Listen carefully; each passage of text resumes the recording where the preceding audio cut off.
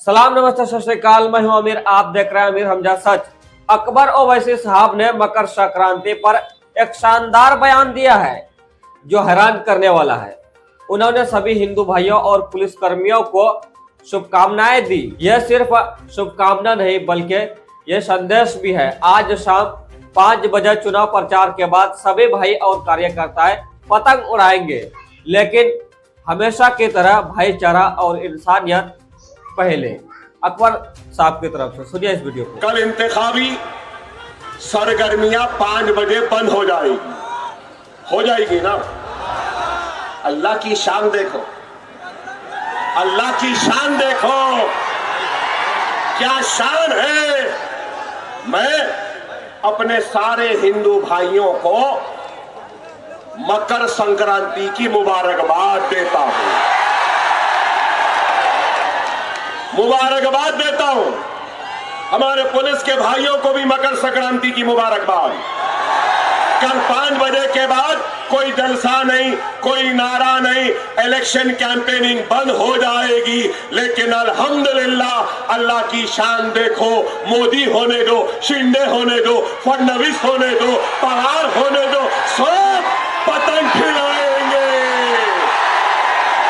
सब पतंग खिलाएंगे।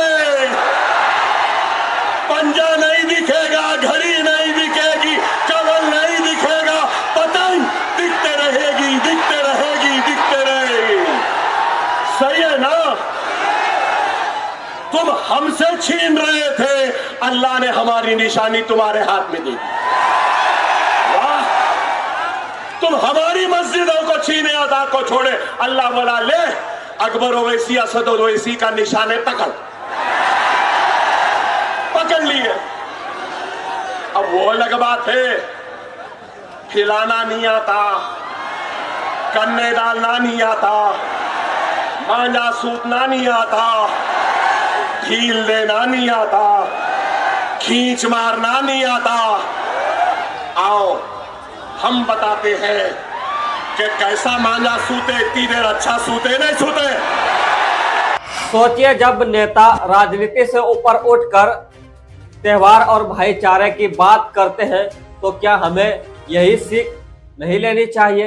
वैसे आपका अकबर साहब के बयान पर क्या प्रतिक्रियाएं, जरूर लिखिए कमेंट में। सोचिए जरा, अगर आपको कोई कहे अपना ही वतन छोड़ दीजिए तो आपको कैसा लगेगा? सोशल मीडिया पर एक बयान चर्चा में है जिसमें मुसलमानों को पाकिस्तान भेजने की बात कही जा रही है, लेकिन शायद इस बात को भुला दी गई है कि देश के बंटवारे के समय लाखों मुसलमानों के पास विकल्प था पाकिस्तान जाने का, लेकिन फिर भी उन्होंने उस विकल्प को ठुकराया और हिंदुस्तान को अपना वतन चुना है, वो भी दिल से। अल्हम्दुलिल्लाह, हर किसी को अपना अपना अधिकार है मुल्क हिंदुस्तान में। प्रशासन से मांग करते हैं कि ऐसे बयानबाजी पर निष्पक्ष जांच होनी चाहिए।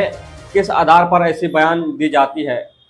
मुल्क के आज़ादी में हिंदू, मुस्लिम, सिख सबकी कुर्बानियां शामिल है। सुनिए इस बयान। इस धर्मशाला नहीं बनाना जिस आधार पर बंटवारा हुआ, जब पाकिस्तान अलग किया गया, किन कटमुल्लों को पाकिस्तान भेजो और बाकी हिंदुओं का हिंदुस्तान है, हिंदू राष्ट्र है। तो हमारा भारत देश हमें हिंदू राष्ट्र चाहिए, जिसमें गौ हमारी राष्ट्र माता हो, हिंदी हमारी राष्ट्रभाषा हो। हमारा मन करे, हमारी भूमि, हमारी धरती, हम केस ना लड़े हमारे राम लला के लिए, हमारे कृष्ण लला के लिए। हम केस नहीं लड़ना चाहते। हमारी भूमि है, हमारा देश है, हमारी धरती है, हमारे भगवान है। हम जहाँ मन करे वहाँ मंदिर बने।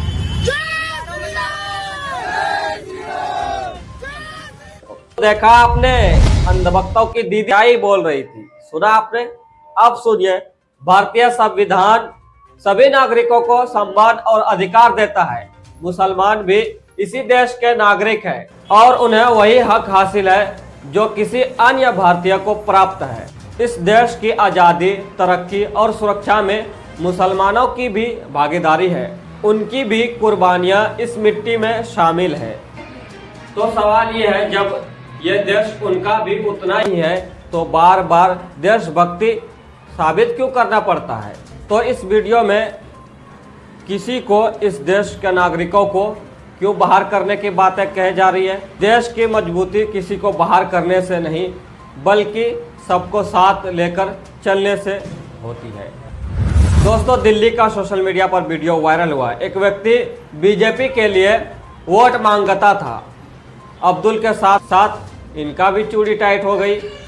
बीजेपी में कोई भेदभाव नहीं, सबका बराबर चूड़ी टाइट हो गई। बीजेपी का बूथ पालक हूँ, यहाँ इस एरिया का बूथ पालक। जिताने में आपका भी बहुत बड़ा एक एक वोट मैंने खींच के लाया था। मगर दीदी मैं आपको बारी से बारी हर कितनी ये भाभी सबको मगर भाई बीजेपी को देना, भाई बीजेपी को देना, भाई बीजेपी को देना।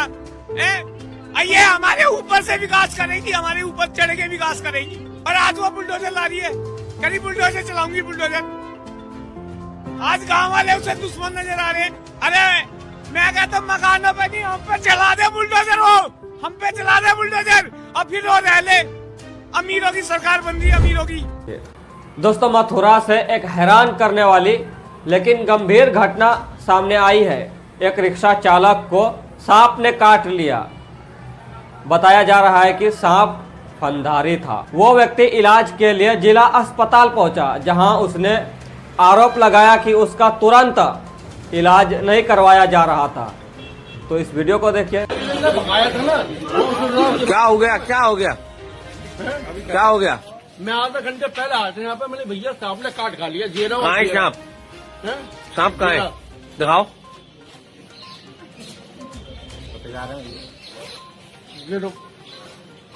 इसने खा लिया है आपको? हाँ, लेके क्यों इधर साइड में और जेरा निशान। आधे घंटे पहले आया था, मना कर दी। जब हार जाओ यहाँ से, वृंदावन से यहाँ तक आ गया।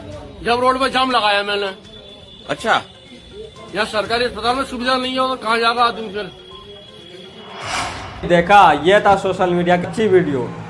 थोड़ा हंसी भी आया, मजा भी आ गया देखने में। किस तरह उस व्यक्ति ने अपने जेब से सांप को निकाला और बताया कि मुझे इसने ही काटा था। इलाज तुरंत नहीं कर रहे थे तो इसके लिए जिला अस्पताल पहुंच गया भाई। राजस्थान के बूंदी जिले गोंडोली भौसखेड़ा गांव में सरकारी प्राइमरी स्कूल की छत गिर गई। गनीमत यह रही कि बच्चे उस समय स्कूल के बाहर बैठे थे, वरना बड़ा हादसा हो सकता था। सवाल यह है कि क्या बच्चे की सुरक्षा पर ध्यान दिया जा रहा है? देखिए इस वीडियो को।